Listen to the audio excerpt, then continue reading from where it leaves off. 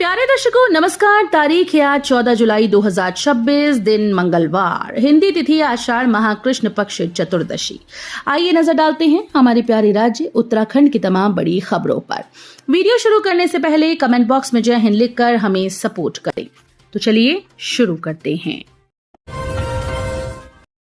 CM Dhami ने किया science city निर्माण कार्यों का निरीक्षण, कहा विज्ञान और नवाचार के खुलेंगे द्वार।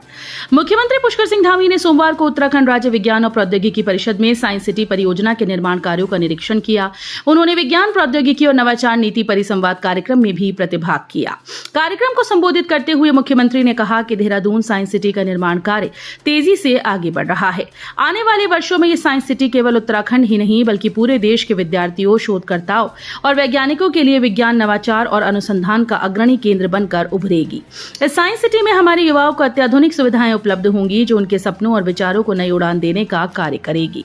मुख्यमंत्री ने कार्यक्रम में विज्ञान सेतु परिकल्पना के अंतर्गत सामुदायिक विज्ञान रेडियो, विज्ञान वाणी, विज्ञान दृश्यम और विज्ञान धारा का लोकार्पण करते हुए कहा कि इन प्रयासों से प्रयोगशालाओं के जटिल ज्ञान को उत्तराखंड के अंतिम छोर पर खड़े व्यक्ति तक पहुंचाने में मदद मिलेगी। उत्तराखंड में शिक्षकों के तबादलों की तैयारी 15 जुलाई तक गठित होंगी, विभिन्न समितियां, आदेश जारी। प्रदेश में शिक्षकों के तबादलों के लिए विभाग, मंडल और जिला स्तर पर समितियां गठित होंगी। शिक्षा महानिदेशक आकांक्षा कोंडे ने इस संबंध में आदेश जारी कर दिया। आदेश में कहा गया कि 15 जुलाई तक इन समितियों का गठन किया जाएगा। तबादला एक्ट के तहत अन्य विभागों में जहां अधिकारी कर्मचारियों के अनिवार्य तबादले किए जा चुके हैं, वहीं शिक्षा विभाग को इसके लिए 55 दिन का अतिरिक्त समय मिला है। इसके बाद विभाग की ओर से समय सारणी बनाई गई है। आदेश में कहा गया कि अनुरोध के आधार पर शिक्षकों के तबादलों के लिए 30 जुलाई 2026 तक आवेदन आमंत्रित किए जाएंगे। धरातल पर उतरेंगी विभिन्न विकास योजनाएं, सीएम धामी ने दी 99 करोड़ की वित्तीय मंजूरी। मुख्यमंत्री पुष्कर सिंह धामी ने प्रदेश में विभिन्न विकास योजनाओं को धरातल पर उतारने के लिए 99 करोड़ की वित्तीय मंजूरी दी। नैनीताल जिले के रामनगर में ऑटोमेटेड ड्राइविंग टेस्ट ट्रैक के ऑटोमेशन के निर्माण के लिए 3.68 करोड़ की स्वीकृति दी गई है। रुद्रप्रयाग कोषागार में अनावासीय भवन की मरम्मत व विद्युतीकरण का कार्य के लिए 38.06 लाख। पुलिस संचार प्रशिक्षण केंद्र धौरण खास देहरादून में प्रस्तावित एसटीपी प्लांट के निर्माण को 2.73 करोड़ व बहादुराबाद औद्योगिक क्षेत्र में फायर स्टेशन की स्थापना हेतु 9.45 करोड़ रुपए की मंजूरी दी। कुंभ मेले में 10 रेलवे स्टेशन से यात्रियों को मिलेगी सुविधा, तैयारियां शुरू, ये इंतजाम हैं किए गए। कुंभ मेले के दौरान श्रद्धालुओं की भारी भीड़ को सुगम और सुरक्षित रेल यात्रा उपलब्ध कराने के लिए रेलवे ने तैयारियां शुरू कर दी। इस बार हरिद्वार और ऋषिकेश रेलवे स्टेशन सहित आसपास के 10 रेलवे स्टेशन को भी कुंभ संचालन योजना में शामिल किया जा रहा है। इन स्टेशन पर यात्रियों के लिए आवश्यक सुविधाएं विकसित की जाएंगी। विभिन्न ट्रेनों के अस्थायी ठहराव की भी तैयारी की जा रही है। अधिकारियों के अनुसार हरिद्वार के अलावा ऋषिकेश, योगनगरी, हर्रावाला, रायवाला, मोतीचूर, ज्वालापुर, पथरी, लक्सर, रुड़की स्टेशन का उपयोग यात्रियों के दबाव को कम करने के लिए किया जाएगा। इन स्टेशन पर टिकट, पेयजल, शौचालय, प्रतीक्षालय, सुरक्षा, प्रकाश व्यवस्था और यात्री सूचना प्रणाली को मजबूत किया जाएगा। अल्पसंख्यक छात्रवृत्ति योजना में घोटाला, पढ़ते खुली 19 शिक्षण संस्थानों के खिलाफ केस दर्ज। केंद्र सरकार की अल्पसंख्यक छात्रवृत्ति योजना में वित्तीय अनियमितता का मामला सामने आया। विभागीय जांच में गड़बड़ी के संकेत मिलने के बाद जिले के 19 स्कूल, कॉलेज और निजी शिक्षण संस्थानों के खिलाफ सिडकुल थाने में प्राथमिकी दर्ज की गई। मामला करोड़ों रुपए की छात्रवृत्ति से जुड़ा होने की आशंका है। धार्मिक स्थलों पर नकली नोट खपाने की साजिश, नेटवर्क का भांडाफोड़, 14 दिन में 12 तस्कर गिरफ्तार। देश से रोजाना लाखों श्रद्धालुओं की आमद और बाजारों में नकदी के बड़े कारोबार का फायदा उठाकर धर्मनगरी में अपनी जड़ें जमाने की कोशिश कर रहे नकली नोटों के एक बड़े नेटवर्क का पुलिस ने भांडाफोड़ किया। पिछले 14 दिनों के भीतर पुलिस ने लगातार 3 बड़ी कार्रवाइयां करते हुए इस गिरोह को तगड़ा झटका दिया।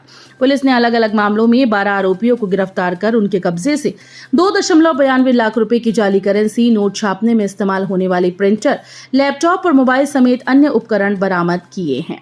पुलिस की प्रारंभिक जांच में ये बात सामने आई कि ये शातिर गिरोह मुख्य रूप से छोटे दुकानदारों और भीड़भाड़ वाले धार्मिक स्थलों पर इन नकली नोटों को खपाने की फिराक में था। डिजिटल ठगी का नया चेहरा, आवाज चुराकर खाते कर रहे साफ, ऐसे खातों से पार हो रही रकम। साइबर ठगी का तरीका बदल चुका है। लोग अब डिजिटल जालों में ट्रैप हो रहे हैं। पार्ट टाइम जॉब्स, 100% लाभ वाले निवेश और ऑनलाइन दोस्ती के नाम पर धोखाधड़ी के केस लगातार सामने आ रहे हैं। एआई वॉइस क्लोनिंग जैसे हथकंडे अपनाकर ठगी की जा रही है। उत्तराखंड पुलिस ने साइबर सुरक्षा की नई डिजिटल पाठशाला टून्स शुरू की है। साइबर ठगी का सबसे खतरनाक पहलू बगैर ओटीपी नंबर के भी बैंक खातों से रकम उड़ाना है। ठगी के लिए फाइल्स और स्क्रीन शेयरिंग ऐप्स का उपयोग किया जा रहा है। फाइल्स डाउनलोड करने पर ठगों को खातों का एक्सेस मिल जाता है, जिससे वो खातों में आने वाले ओटीपी खुद पढ़कर रकम ट्रांसफर कर लेते हैं। पेटीएम या फोन पे आदि का केवाईसी वेरिफिकेशन करने के नाम पर ठग सारी डिटेल एकत्र कर लेते हैं। वेरिफिकेशन के नाम पर साइबर ठगों ने काशीपुर की एक सेवानिवृत्त पुलिसकर्मी के खाते से 29 लाख रुपए उड़ा लिए। रुद्रपुर में खुलेंगे 7 नए बारात घर, डिजिटल लाइब्रेरी भी बनेगी। नगर निगम ने शासन को भेजा प्रस्ताव। रुद्रपुर नगर निगम ने शहरवासियों को बेहतर सुविधाएं उपलब्ध कराने के लिए 7 नए बारात घरों और एक अत्याधुनिक डिजिटल लाइब्रेरी के निर्माण का प्रस्ताव शासन को भेजा है। प्रस्ताव को मंजूरी मिलने पर एक और शादी के लिए किफायती बारात घर उपलब्ध होंगे। युवाओं को प्रतियोगी परीक्षाओं की तैयारी के लिए आधुनिक सुविधाएं मिल सकेंगी। नगर निगम अधिकारियों के अनुसार शहर की बढ़ती आबादी और विवाह सीजन में बारात घरों की कमी को देखते हुए ये पहल की गई। नौनिहालों को मिलेगा पौष्टिक भोजन। श्रीनगर गढ़वाल के 150 स्कूल में पीएम पोषण की कमान संभालेगा अक्षय पात्र फाउंडेशन। देहरादून जनपद के 432 प्राथमिक विद्यालयों में सफल संचालन के बाद अब श्रीनगर गढ़वाल क्षेत्र के 150 से अधिक प्राथमिक विद्यालयों को अक्षय पात्र फाउंडेशन से जोड़ा गया है। फाउंडेशन इन विद्यालयों के नौनिहालों को पीएम पोषण के तहत पौष्टिक और मानकों के अनुरूप गुणवत्ता युक्त मध्याह्न भोजन उपलब्ध कराएगा।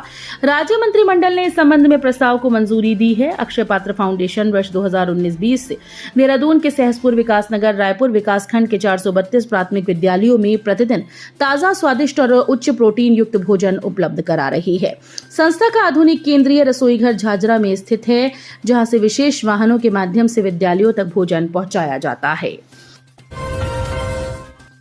बागेश्वर में मिलावटी खाद्य पदार्थों पर प्रशासन का शिकंजा, 3.60 लाख रुपए का लगाया जुर्माना।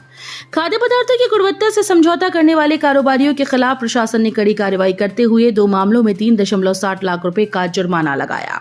खाद्य सुरक्षा विभाग की इस कार्रवाई से मिलावटी और अधोमानक खाद्य पदार्थों का कारोबार करने वालों में हड़कंप मच गया। खाद्य सुरक्षा अधिकारी विपिन कुमार ने बताया कि 29 अगस्त 2024 को लिए गए 9 AM टमाटो केचप के नमूने की जांच में उत्पाद अधोमानक पाया गया।